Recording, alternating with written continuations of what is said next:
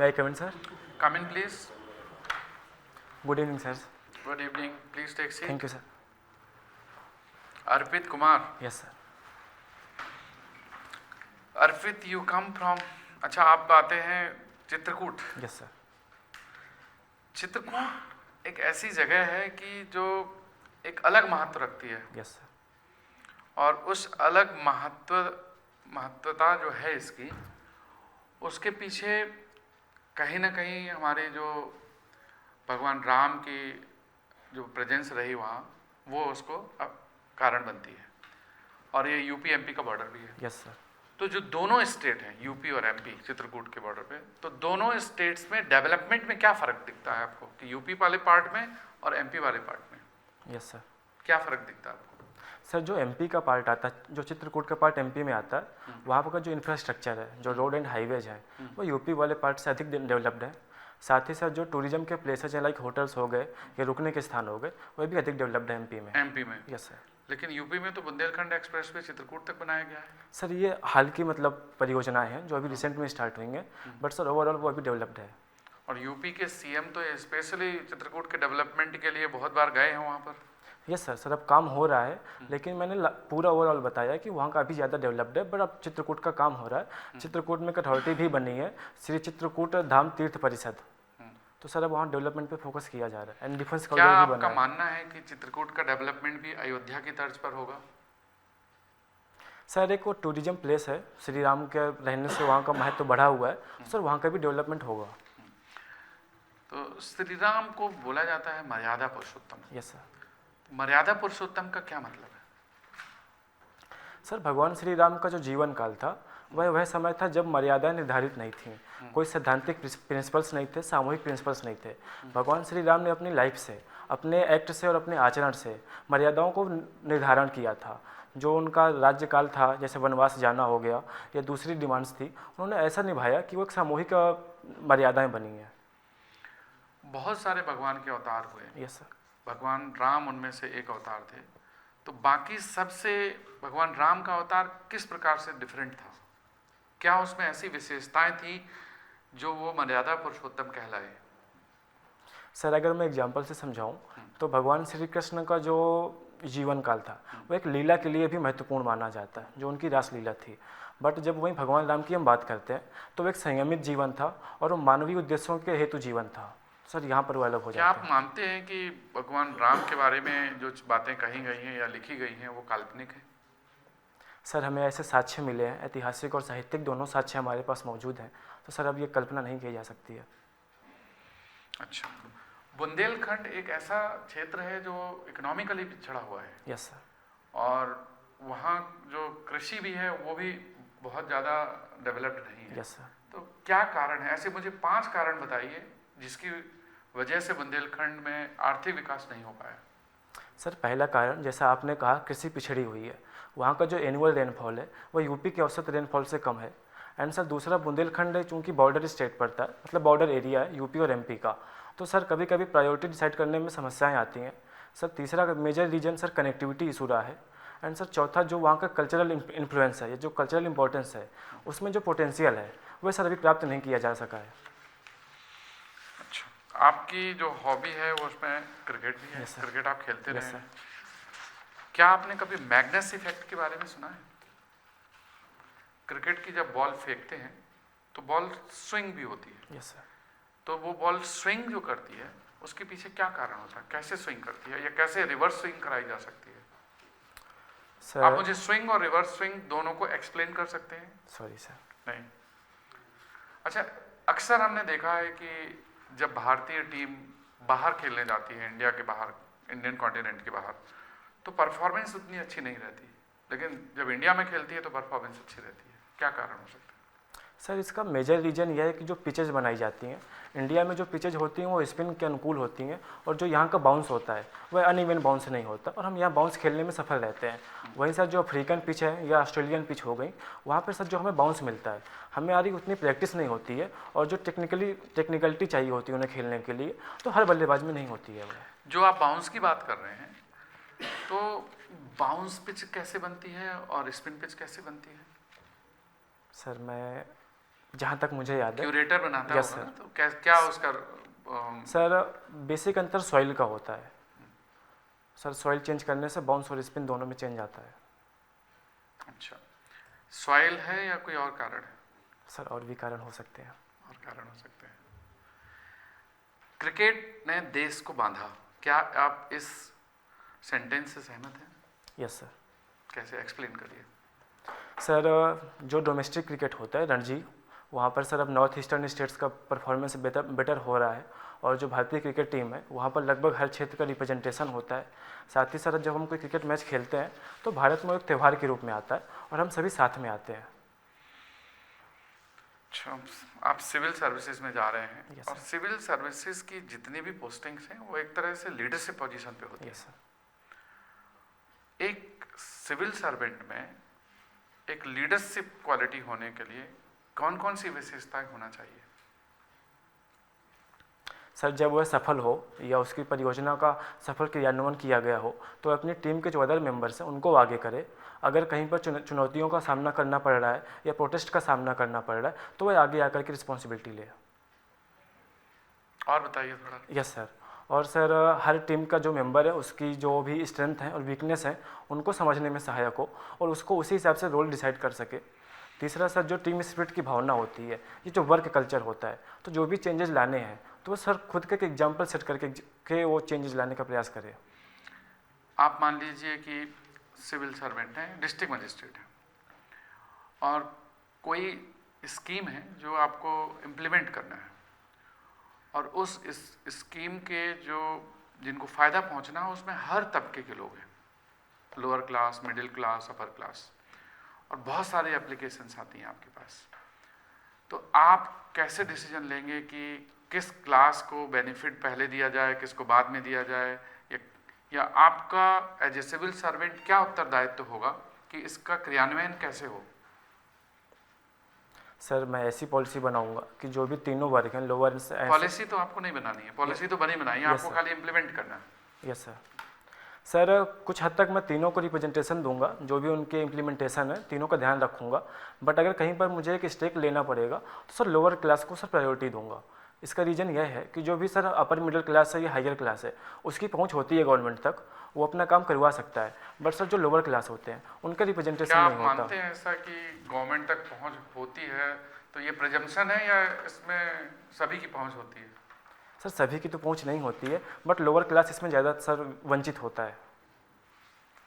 अच्छा, आप कि अभी एमपी की बात कर रहे थे कि एमपी में चित्रकूट का जो पार्ट एमपी में पड़ता है उसमें इंफ्रास्ट्रक्चर बेहतर है और इधर थोड़ा इंफ्रास्ट्रक्चर कम अच्छा है। Yes sir.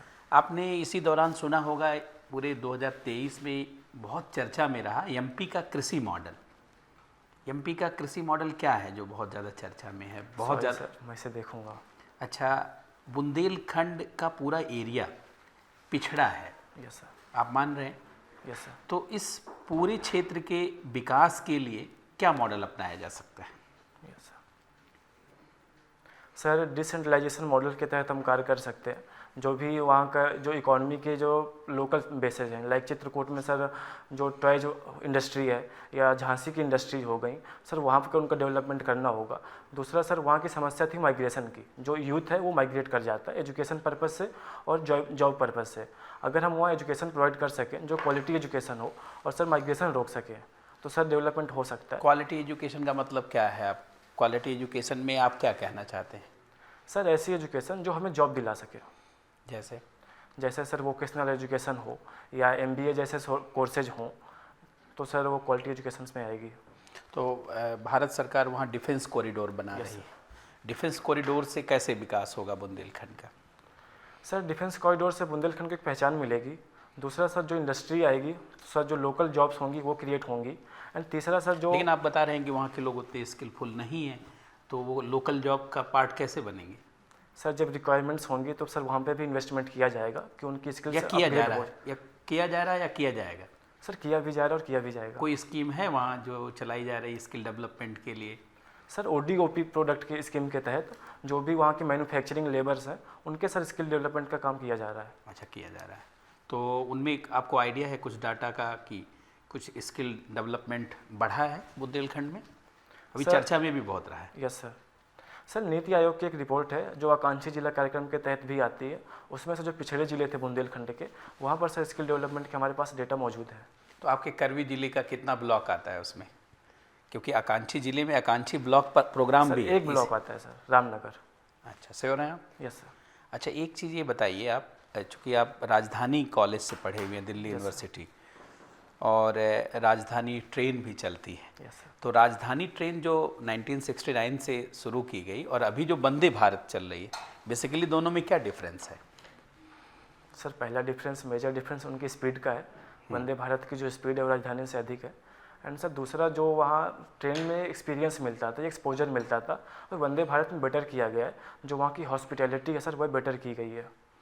तो वंदे भारत ट्रेन चलाने से सरकार क्या चाह रही है कि किस तरीके का इकोनॉमिक बेनिफिट आएगा? 2-3 पॉइंट में बताएंगे, क्योंकि वंदे भारत ट्रेन बहुत ज़्यादा सरकार आगे चला रही है और उसको बना भी रही है, तो इसका क्या 2-3 फ़ायदा आप बता सकते हैं? सर जो हमारा रेलवे का इंफ्रास्ट्रक्चर है वह मजबूत होगा, जो ट्रेवल टाइम लगने वाला है वह कम होगा, और तीसरा सर जो रेलवे की एक इमेज है कि हम धीमी रेलगाड़ियाँ चलाते हैं वह चेंज होगी। मतलब मॉडर्नाइजेशन होगा। Yes sir. और आत्मनिर्भरता होगी। Yes sir. आत्मनिर्भरता कहीं ना कहीं सरकार की यस खोज भी है, एक तरीके का गोल भी है। Yes sir. आत्मनिर्भर भारत के लिए सरकार क्या क्या प्रयास कर रही है? सर जो सप्लाई चेन्स है, हमारा प्रयास है कि हम जो उसमें इंडिपेंडेंस है वो हासिल कर सकें। दूसरा सर जो प्रोडक्शन हो रहा है वो मेक इन इंडिया भी हो और मेक फॉर इंडिया भी हो। बहुत अच्छा। अच्छा, ये बताइए, चूँकि indigenisation of defence sector, Bharat सरकार रक्षा क्षेत्र के स्वदेशीकरण के लिए प्रयास कर रही है, तो स्वदेशीकरण के कुछ प्रोजेक्ट पता है कि कहाँ कहाँ पे सरकार प्रयास कर रही है ताकि हम दूसरे देश के ऊपर हमारी डिपेंडेंसी ना हो? सर हिंदुस्तान एरोनॉटिक्स लिमिटेड जैसी कंपनियां हैं जो छोटे विमानों का डेवलपमेंट कर रही हैं, और हमारे पास एक स्वदेशीकरण की सूची भी आती है जहाँ पर जो प्रोडक्ट लिस्टेड होते हैं उनका हम आयात नहीं करेंगे, उनको हम खुद बनाएंगे। इस साल स्वदेशीकरण का क्या लक्ष्य है? सर ये मैं देखूंगा। अच्छा, एक चीज़ और आप बताइए, बहुत अच्छी बात आपने बताई कि चूँकि उस पूरे रीजन को, बुंदेलखंड के रीजन को डेवलप किया जा सकता है कुछ तरीके से। तो जैसे आप सॉयल की भी बात कर रहे थे, तो आपके एरिया में कौन सी सॉयल है, कौन सी सॉयल पाई जाती है और कौन से क्रॉप के लिए वो अच्छी है? सर मेरे एरिया में मंदाकिनी नदी बहती है और उसके फलस्वरूप जलोढ़ मिट्टी पाई जाती है। मंदाकिनी के आसपास, यस प्रॉक्सिमिटी में उसके? Yes sir. और बाकी बुंदेलखंड रीजन में? बाकी सर काली मिट्टी पाई जाती है। काली मिट्टी? सर कुछ एरियाज में काली मिट्टी है, एंड जो हिली एरियाज हैं वहाँ लाल मिट्टी है सर। तो मैंने सुना है कि काली मिट्टी जो ब्लैक सॉयल है, इसका 2 ही 3 एरिया है, जैसे एक दक्कन प्लेट्यू का है, मालवा प्लेट्यू का है, या काठियावाड़ प्लेट्यू का है। ये बुंदेलखंड अच्छा, आपके सब देखिए कुछ पैसे mix of black and yes sir. बहुत बहुत अच्छा। तो ये बताइए, जो आपका यहाँ सॉयल पाई जाती है उसका क्या इकोनॉमिक बेनिफिट हो सकता है? सर चित्रकूट के कुछ एरियाज ऐसे हैं जहाँ पर एग्रीकल्चर ठीक मात्रा में होती है, तो सर वो एग्रीकल्चर फूड प्रोसेसिंग इंडस्ट्री में सहयोग कर सकते हैं। एंड सर जो कुछ है सॉइल है जहाँ पर एग्रीकल्चर तो नहीं जो हो सकती फर्टाइल नहीं है, जो फर्टाइल नहीं है, तो सर जो आवारा पशु हैं यूपी की वो समस्या है, हम सर उनको वहाँ रख सकते हैं और इस समस्या को भी सॉल्व कर सकते हैं। और बाकी इंडस्ट्रियलाइजेशन में भी हेल्प मिल सकती है उससे? Yes sir. सर चित्रकूट की जो मूर्ति इंडस्ट्री है, वुडेंट वो मूर्ति मतलब भगवान श्री राम की और जो ऐसे आइडियल्स हैं उनकी मूर्तियाँ बनती हैं, तो सर हम वहाँ भी बूस्ट कर सकते हैं। अच्छा, उसको भी कर सकते हैं। Yes sir. अच्छा, एक मुझे 2 क्वेश्चन केवल और पूछना है आपसे।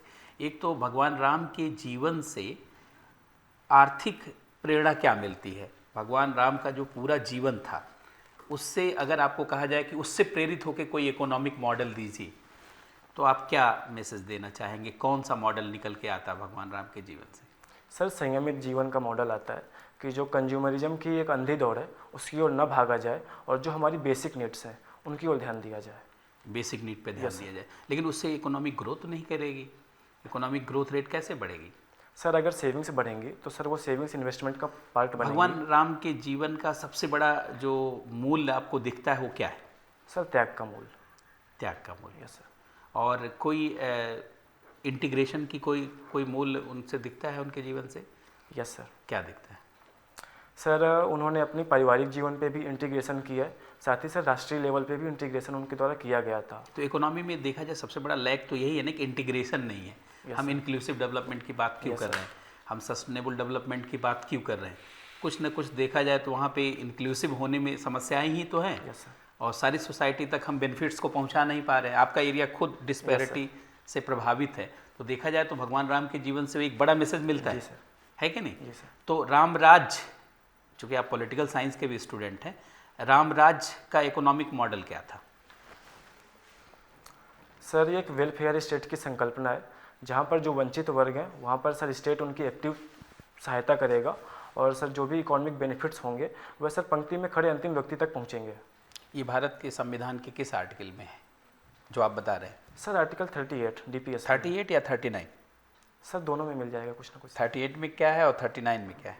सर आर्टिकल 38 बेसिकली कहता है कि जो असमानताएं हैं, इनइक्वालिटीज़ हैं, उन्हें कम करने का राज्य प्रयास करेगा। 38 कहता है या 38 वेलफेयर इकोनॉमिक वेलफेयर स्टेट की बात करता है? सर मैं देखूंगा इसे। और 39 क्या है? सर मैं इक्विटेबल डिस्ट्रीब्यूशन ऑफ रिसोर्स किस में है? संसाधनों का समता मूलक वितरण। सर मैं कंफ्यूज हो चुका हूँ 38 और 39 में। कोई बात नहीं, ठीक है सर। अर्पित, यस सर। आप मेंबर ऑफ यूथ पार्लियामेंट थे स्कूल में। Yes sir. अभी इंडियन पार्लियामेंट में कितने मेंबर्स हैं? सर 543। उसमें कितने इलेक्शन हैं और कितने नामांकित वाले हैं? सर नामांकन की जो सिस्टम था वो हमने हटा दिया है। अब सर सारे इलेक्टेड मेंबर्स ही हैं। सारे इलेक्टेड मेंबर्स हैं, कोई Yes, sir. नॉमिनेटेड नहीं है? No sir. राज्यसभा में भी नहीं? नहीं सर, राज्यसभा में है सर, लोकसभा में नहीं है सर। तो राज्यसभा के मेंबर नहीं होते parliament? Yes sir, sorry sir. अच्छा, अभी नई पार्लियामेंट बिल्डिंग आ रही है, यस सर। क्या ज़रूरत है नई पार्लियामेंट बिल्डिंग की?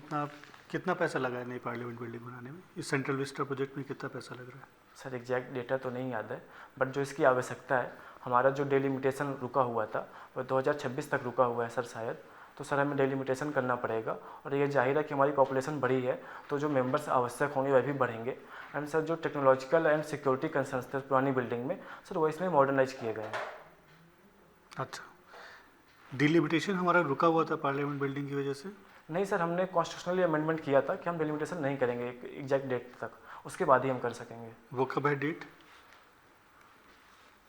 Sir sorry sir, exact date नहीं आता। डिलिमिटेशन के बाद नई बिल्डिंग की ज़रूरत क्यों है? पुरानी बिल्डिंग में भी अकोमोडेट कर सकते थे, वहाँ भी नई टेक्नोलॉजी लगा सकते थे। सर जैसे कि मैंने कहा पॉपुलेशन बढ़ी है हमारी, तो हमें बड़ी संख्या में मेंबर्स चाहिए होंगे, एंड सर वहाँ पर इतना स्पेस अवेलेबल नहीं था कि हम उसी में अकोमोडेट कर सकते हैं उनको। ठीक है, अभी एक विधेयक आया है जिसमें महिलाओं को Yes, आपके रिप्रेजेंटेशन दिया जा रहा है पार्लियामेंट में। तो जब रिप्रेजेंटेशन इसको इम्प्लीमेंट कर दिया जाएगा तो टोटल सीट्स कितनी हो जाएंगी पार्लियामेंट की? सर हमें देखना पड़ेगा कि डेलिमिटेशन के बाद हम कितनी सीट्सों का चुनाव करते अगर हैं। वो अभी इम्प्लीमेंट किया जाता है तो कितनी हो जाएंगी सीट्स? सर लगभग 1000 होनी चाहिए। 1000? Yes sir. श्योर? आप लोकसभा राज्यसभा दोनों ऐड करके बता Yes, रहे हैं या sir. खाली लोकसभा? सर ऐड करके।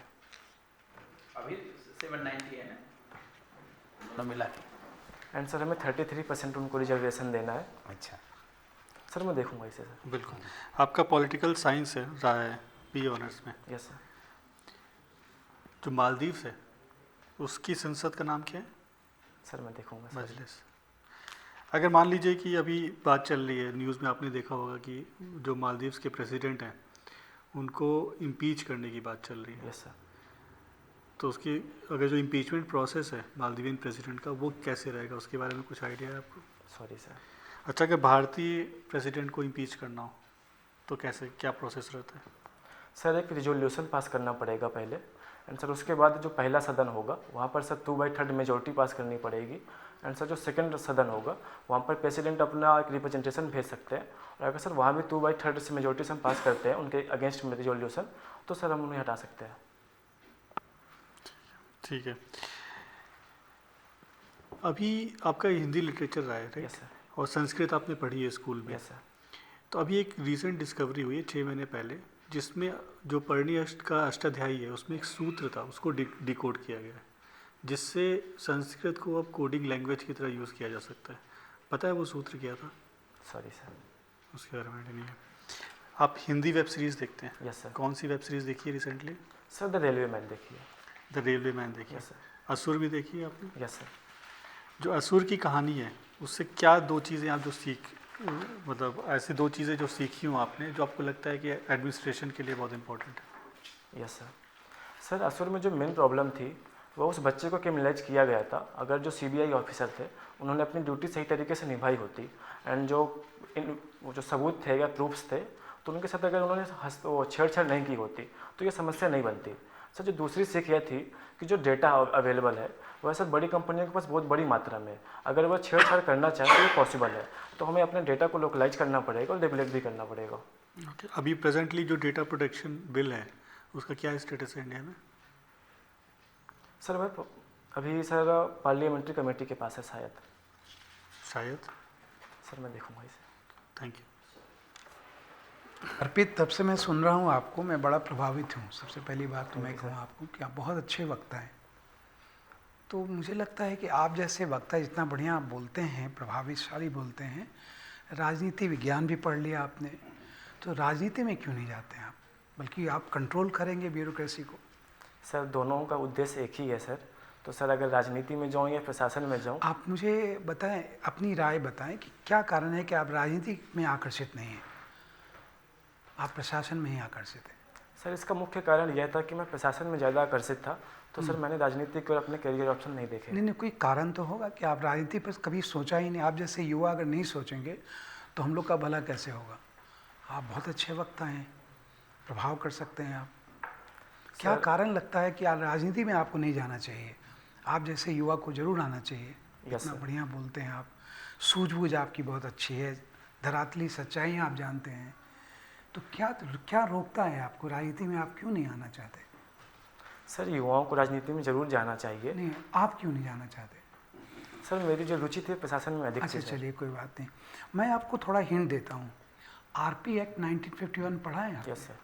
उसका सेक्शन 8 क्लॉज 3 के हिसाब से आप, मुझे लगता है कि राजनीति आपके लिए अच्छी नहीं रह गई। आप मुझे समझाएं, मुझे ऐसा लगता है कि सेक्शन 8 क्लॉज 3 ने पूरी राजनीति क्या भविष्य अंधकार कर दिया। क्या है सेक्शन 8 क्लॉज 3? कुछ ध्यान में है आपको? सॉरी सर, इसमें एग्जैक्ट सब्जेक्ट क्या हुआ याद? राहुल गांधी को जो सजा हुई Yes, sir. तो उसी रेफरेंस पे तो हुई थी ना, सेक्शन 8 क्लॉज 3 का, तो उसको ध्यान नहीं दिया आपने। कोई बात नहीं, नहीं दिया तो नहीं दिया, कोई बात नहीं। आप दिल्ली में रह रहे हैं, दिल्ली में लेफ्टिनेंट गवर्नर और चीफ मिनिस्टर के बीच हमेशा तना रहता है। कौन सा कॉन्स्टिट्यूशन में कौन सा ऐसा आर्टिकल है जो इसका जड़ है? Sir article 239AA। अच्छा, उसमें क्या ऐसा है जो विवाद खड़ा कर देता है? सर चूँकि दिल्ली यूटी है और सर यूटी होने के साथ साथ यहाँ विधानसभा भी है। हाँ, नहीं, 239AA में ऐसा क्या प्रोविज़न है कि लेफ्टिनेंट गवर्नर बराबर अपने विवेक का उपयोग करने लगते हैं? ऐसा क्या लिखा हुआ है उसमें? कुछ आपको सर ध्यान 3 में है? सब्जेक्ट हैं जो विधानसभा के पास नहीं है, land, police and sir public order. वो तो सारे बिल को रोक लेते हैं। लेफ्टिनेंट गवर्नर तो करीब करीब सारे बिल पर कुछ ना कुछ अवलोकन करते हैं। तो 239AA में एग्जैक्ट प्रोविज़न आपको नहीं पता है? कोई बात नहीं, यस सर। आपने लिखित परीक्षा पार कर ली है तो आपने ज्ञान तो अपना बता दिया यूपीएससी को, उसमें कोई शक नहीं है। नहीं पता है तो कोई बात नहीं, छोड़ दीजिए। चलिए, जम्मू कश्मीर का जजमेंट पढ़ा आपने? जम्मू कश्मीर का जजमेंट हुआ है सुप्रीम कोर्ट में, उसमें आर्टिकल 367 का क्या रोल है? क्या सुप्रीम कोर्ट ने एक लाइन में, आप मुझे ये समझिए, मैं एक लाइन में जानना चाहता हूँ, 2-4 लाइन में आप कह सकते हैं कि सुप्रीम कोर्ट का जजमेंट क्या है JNK पर? उन्होंने कैसे कहा कि कॉन्स्टिट्यूशनली वैलिड है ये? किस आधार पर कहा है? सर जो बोन ऑफ कंटेंशन थी इस केस में वह यह थी कि जो अमेंडमेंट हुआ था, जो 370 हटाया गया था, उसके लिए संविधान सभा की अनुमति चाहिए थी जम्मू कश्मीर की। बट सर वो सुप्रीम, कहाँ लिखा हुआ है कि संविधान सभा की अनुमति चाहिए? कोई वो आर्टिकल ध्यान में है आपको? मैं हिंट कर देता हूँ, आर्टिकल 367 में ये लिखा हुआ यस था सर। कि संविधान सभा की सहमति के बिना राष्ट्रपति आदेश जारी नहीं कर सकता। सुप्रीम कोर्ट ने कैसे इसको कहा कि नहीं राष्ट्रपति जारी कर सकते हैं? क्या अनुवाद है सुप्रीम कोर्ट का? अगर आपको पता है तो ठीक है, नहीं पता है तो कोई बात नहीं। पता है, चलिए छोड़ दीजिए उसको। मुझे ये भी बड़ा अच्छा नाम आपका लग रहा है, ये अर्पित नाम किन्होंने रखा है? माता जी ने, पिताजी ने? सर मेरे पिताजी ने नाम। पिताजी ने रखा है। आपको कभी ऐसा भाव आया कि ये नाम आपके लिए बड़ा सार्थक है? अर्पित, समर्पित, किसके प्रति समर्पित हैं आप? माता जी के प्रति, पिताजी के प्रति, या दोनों के प्रति? बराबर तो हो नहीं सकता। सर वर्तमान में मेरे पास सिर्फ मेरी माता जी हैं, तो अच्छा, तो मैं उनके प्रति भी समर्पित। उनके प्रति समर्पित। चलिए, बहुत अच्छा है। आइए, एक छोटी सी बात लास्ट में आपसे जानना चाहूँगा। आप यूथ पार्लियामेंट पे, जैसा ऑनरेबल मेंबर पूछ रहे थे आपसे, पार्लियामेंट में स्पीकर सबसे कम बोलते हैं, लेकिन उनको स्पीकर बोला जाता है। ये मेरी समझ में नहीं आता है, तो मैंने सोचा अर्पित से ही पूछते हैं। सर जो दूसरे मेंबर्स को बोलना होता है वो रेगुलेट करते हैं कि किसको कितना टाइम दिया जाएगा और जो मर्यादाएं हैं जो तो उनको रेगुलेटर बोला जाए, स्पीकर क्यों बोला जाए उनको? सर वह दिशा और दशा दोनों निर्धारित करते हैं कि संसद में आज क्या बात होगी, कौन से रिजोल्यूशंस पास किए मतलब जाएंगे। सार तत्व संसद का वो देते हैं। Yes sir. अच्छा अच्छा, चलिए बहुत बढ़िया। लास्ट में एक और जानना चाहूँगा, इतना अच्छा बोल रहे हैं ना आप कि मैं उत्सुक हो गया हूँ, एक आध चीज़ें और पूछ लूँ आपसे। Thank you sir. ये नीला आपका बहुत पसंदीदा कलर है क्या, जो ब्लू आपने पहना हुआ है शर्ट? Yes sir. मुझे ऐसा लगा आपको बहुत। ये नीला अर्थशास्त्र समझते हैं, ब्लू इकोनॉमी आप समझते हैं? Yes sir. ब्लू इकोनॉमी का क्या कंट्रीब्यूशन है इंडिया में, 2-4 लाइन में मुझे बताएंगे आप? सर जो हमारे कोस्टल स्टेट्स हैं वहाँ की जो सर लोकल इंडस्ट्री होती है या जो वहाँ की इकोनॉमी है। चलिए उसी पर बोल दे, कुछ बातें 2-4 लाइन में बता दीजिए कि कोस्टल इकोनॉमी जो है हमारे, क्या क्या हमारा उसमें सोर्स है, क्या क्या मिलता है। जैसे मैं थोड़ा हिंट करूँ, मिनरल्स हैं, गैस है, और बताइए सबसे इम्पॉर्टेंट क्या है जो एग्रीकल्चर को प्रभावित करता है कोस्टल इंडिया होने के चलते? सर रेनफॉल, फिशरीज हाँ सेक्टर। बिल्कुल सही कह रहा है, बल्कि आप मानसून कहिए। Yes sir. भारतीय बजट मानसून पर खेला जाने वाला एक जुआ कहा Yes, जाता है ना? आप सही बता रहे हैं, यस है ना? Thank you. Thank you sir. Arpit, पहले तो पॉलिटिकल साइंस से ही शुरू करते हैं। What is science in political science? Sir political science वह स्टडी है जो देखता है कि अगर कोई चीज़ हुई है, अगर इलेक्शन जीता गया है तो ये क्यों जीता गया और क्यों हुई है। तो सर जब ये क्यों का आंसर ढूंढना होता है तो सर वहाँ पे साइंस आ जाती है, क्योंकि आर्गूमेंट्स हैं, लॉजिक है सर। तो geography is more about physics, या इतिहास सबसे बड़ा सब्जेक्ट है क्यों ढूंढने का? फिलॉसफी में तो थ्योरी ऑफ कॉजेशन ही होता है, सब में साइंस नहीं लगा। लेकिन पॉलिटिकल स्टडीज़ नहीं है, ये पॉलिटिकल साइंस है।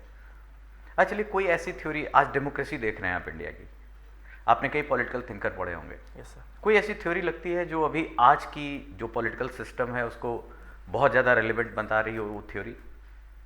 कोई भी? सर जो कैपिटलिज्म का मॉडल लेट सेंचुरीज में आया, जो परिवर्ती कैपिटलिज्म था, जो वेलफेयर इकोनॉमी की बात करता था, सर वह इम्प्लीमेंट किया जा सकता है। तो वो तो मतलब अच्छा, कौन कौन वेलफेयर इकोनॉमी में कौन कौन से थिंकर्स रहे? एक तो क्लासिकल कैपिटलिज्म, आप यही कहना चाहते हैं? Yes sir. जो कहता है कि state is a necessary able. Yes sir. हाँ, आपको क्या लगता है? सर जैसा कि कैपिटलिज्म ने खुद अपना विचार चेंज किया परवर्ती कालों में, तो मेरा भी मानना अच्छा, कि एक होता है नेशन स्टेट यस सर। और एक होता है स्टेट नेशन, यस सर। ये दोनों में अंतर क्या, और इंडिया को आप क्या मानते हैं? सॉरी सर, मैं एग्जैक्ट डिफरेंस मुझे नहीं पता इसके बारे में। अच्छा, राष्ट्रीय राज्य और राज्य राष्ट्र? Sorry sir. कोई बात नहीं। अभी जब हम बहुत सारी रिपोर्ट आती है इंडिया के बारे में, हम बड़े सारे परसेप्शन है, आप देखिए जीडीपी रेट एक तरफ आता है कि बहुत सारी अच्छाइयाँ हैं, लेकिन जब वर्ल्ड इंडेक्सेस आते हैं कुछ एक को छोड़कर, तो चाहे हंगर इंडेक्स हो, चाहे पॉवर्टी इंडेक्स हो, इवन डेमोक्रेसी में हमारे स्थान बहुत नीचे है। ऐसा क्यों? ये दो फेजेस, ये कॉन्ट्रडिक्शन क्यों है? सर कुछ इंडेक्स ऐसे हैं जहाँ का जो सैंपल सर्वे होता है, लाइक हंगर इंडेक्स हो गया, वह बहुत ही कम है और रिलेवेंट भी नहीं है। तो सर जब छोटे सैंपल पे हम डिसीजन निकालेंगे तो सर वह रिलेवेंट नहीं रह जाता। एंड सर जैसे डेमोक्रेसी हो गया या फ्रीडम हाउस इंडेक्स हो गया रिलीजियस फ्रीडम का, तो सर जो यहाँ पे वेस्टर्न मेंटेलिटी होती है वह भी हावी होती है। अच्छा, लोकतंत्र को आजकल बहुमत की तानाशाही कहा जा रहा है, खासकर इंडिया के अभी जो पिछले 7-8-9 सालों में। तो आप कन्विंस हैं इससे कि लोकतंत्र एक तरह से बहुमत की तानाशाही की ओर जा रहा है? नहीं सर। कैसे? सर लोकतंत्र चुनावों के माध्यम से, उसके बाद जो हमें प्लेटफॉर्म्स मिलते हैं, लाइक हमारी पार्लियामेंट मिलती है या इलेक्टेड या इंस्टीट्यूशंस होते हैं, लाइक सुप्रीम कोर्ट हो गया या इलेक्शन कमीशन हो गया, ये सारे कई सारे प्लेटफॉर्म्स प्रोवाइड करते हैं कि जो माइनॉरिटी है वह भी अपनी आवाज़ उठा सकेगी। साथ ही संविधान उनको अधिकार देता है कि उनके अधिकार प्रोटेक्ट किए जाएंगे। लेकिन आरोप तो बहुत ज़्यादा लग रहा है। अच्छा, डेमोसाइट सुना आपने? एक नया शब्द डेमोसाइट भारत के बारे में कहा गया है। Sorry sir. अच्छा, ये बताइए कि ऐसा क्या है कि जब ये गवर्नमेंट, जिसने बड़े अच्छे से डिसीजन लिए, पहले बताइए आप, आर्टिकल 370 का जो अबॉलिश किया गया, अब तो माननीय सुप्रीम कोर्ट और सर ने भी क्वेश्चन पूछ दिया, लेकिन फिर भी आपको क्या लगता है कि 370 को अबॉलिश करना एक अच्छा निर्णय था? अपनी राय, कोई डिप्लोमेसी नहीं, एज ए सिटीजन, और जो भी अभी भी 21-22 साल के हैं और यूथ, जैसा सर ने कहा, और अच्छा लगता है कि इतना यूथ जब यहाँ आता है। अपनी राय बताइए, आर्टिकल 370 को हटाना क्या एक ऐतिहासिक कदम था? सर ये जम्मू कश्मीर का जो हमारा पूरा राष्ट्र था उसके साथ इंटीग्रेशन बढ़ाता है, साथ ही जो वहाँ की इकोनॉमी का पोटेंशियल था उसको बढ़ाने की बात करता है, एंड जो वहाँ पे सिक्योरिटी कंसर्न्स थे तो सर वो भी ठीक होंगे, तो सर ये एक अच्छा डिसीजन ही है। तो बहुत सारे ऐसे कुछ लास्ट 9 सालों में 370 के अलावा 2 बातें जो आपको लगता हो कि बहुत अच्छे डिसीजन का परिणाम था तभी इम्प्लीमेंट हो सका, तो और 2 निर्णय क्या लेंगे? वो किसी भी प्रकार से हो सकता है, वो पॉलिटिकल हो, वो कोर्ट के थ्रू हो। यस सर एक जो मिशन था स्वच्छ भारत मिशन, उसके तहत जो सर इंडिया में जो हाइजीन का कल्चर Okay. आया है और बहुत अच्छा था। एंड सर सेकंड था सर जो पीडीएस में रिफॉर्म्स हुए हैं सर, उनकी वजह से जो हमारा पीडीएस सिस्टम था, जो हमने डिजिटलाइजेशन अपनाया है, या जो जेम ट्रिनिटी थी, तो सर ये अच्छे डिसीजन थे। एक और बात आ रही है यूसीसी को लेकर, यूनिफॉर्म सिविल कोड को लेकर। हम 75 साल से वार्ता कर रहे हैं, सोच रहे हैं, बातचीत कर रहे हैं, और अभी भी बहुत सारे इसके प्रो एंड कॉन्स हैं। Yes sir.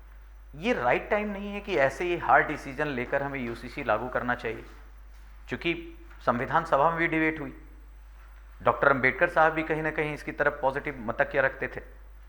जब हम जानते लास्टली क्या है, लास्ट तो यही है कि welfare of the last man, yes sir, और देश आगे बढ़ना चाहिए और सबका भला होना चाहिए।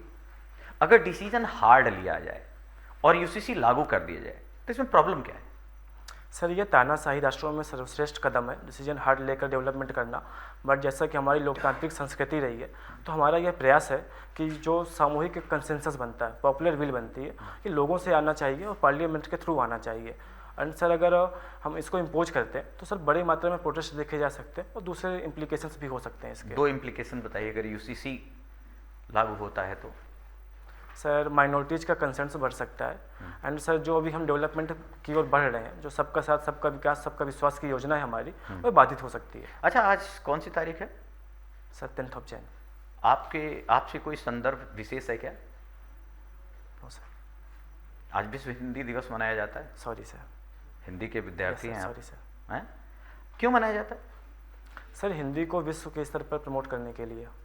कब से? इसके पीछे क्या हिस्ट्री रही है? सर मैं इसे देखूंगा। चित्रकूट से हैं, हिंदी पढ़ी है सर, मैं आपने। देखूंगा इसे। आज तुलसीदास पे जो देखिए वो व्यंग करता है, खासकर उनकी एक लाइन है जो मिस इंटरप्रेट या इंटरप्रेट होती है। आप समझ रहे हैं मैं किस लाइन की बात कर रहा हूँ? आप कैसे देखते हैं इसको? ढोल गंवार शूद्र पशुनारी ये सब ताड़ना के अधिकारी। सर मेरा यह मानना है कि तुलसीदास जी द्वारा कही लाइन नहीं है, यह उनके जो कैरेक्टर्स थे उनके द्वारा कही गई लाइन है। और अगर किसी रचना में कोई कैरेक्टर लाइन कह रहा है तो हम यह तुरंत नहीं कह सकते कि लेखक की यह राय है। जैसे कि प्रेमचंद के कई सारे कैरेक्टर्स हैं जो अपनी अपनी राय व्यक्त करते हैं। और दूसरा सर जब हम मूल्यांकन करते हैं किसी व्यक्ति का तो उसका समाज और उसके टाइम को सर सापेक्ष रख के मूल्यांकन करना चाहिए। और कोई बात, कुछ और ऐड करना चाहेंगे? सर परिवर्ती रचनाओं में तुलसीदास जी के जो विचार थे, जैसे कि उन्होंने भगवान राम के साथ सबरी थे, उनको उन्होंने एक अच्छा स्थान दिया, तो सर उनके विचार चेंज भी नहीं, आप कुछ ऐसा नहीं कर सकते। सुंदर का एक इसका कहाँ पे लिखा गया था? सुंदरकांड। Yes sir. अगर हम सुंदरकांड की बात करें तो अगर हम इंस्टांसेस लेकर अगर बात करें तो ज़्यादा ऐसा लगता है fact based analysis best analysis होती है। अच्छा, जूमर्स क्या होते हैं? जूमर्स सुना है? Sorry sir. Generation Z. Yes sir. क्या सर जो वर्तमान पीढ़ी आ रही है, जो टेक्नोक्रेट्स है, एंड सर जो हर चीज़ को जैसे एआई का युग हो रहा है, चैट जीपीटी का युग हो रहा है, उस पीढ़ी को सर जेन जेड कहते हैं। 2000 के बाद जो भी पैदा हुआ। Yes sir. तो इसकी 2 पॉजिटिव और 2 नेगेटिव चीज़ें बताइए, या कहें स्ट्रेंथ और वीकनेस जनरेशन जेड की।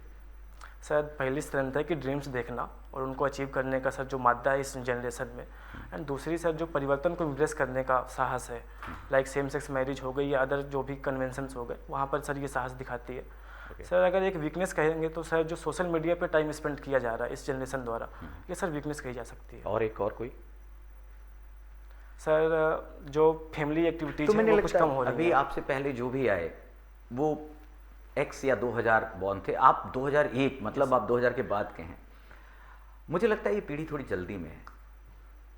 आप खुद आपका अपना परसेप्शन, आप 21-22 साल के हो गए हैं, तो ऐसा नहीं लगता अगर पहले की बात जो ठहराव होना चाहिए, इंफॉर्मेशन और नॉलेज के अंतर में कहीं कहीं कंफ्यूज हो रही है, ऐसा है क्या? नहीं सर, स्टेबिलिटी है, और सर इसका मानना कि मानव जीवन एक ही बार मिलता है, तो इसको संपूर्णता के साथ जीना चाहिए। Okay, thank you sir. Fine. Thank you, sir. So Arpit, your interview is done. Thank you, sir.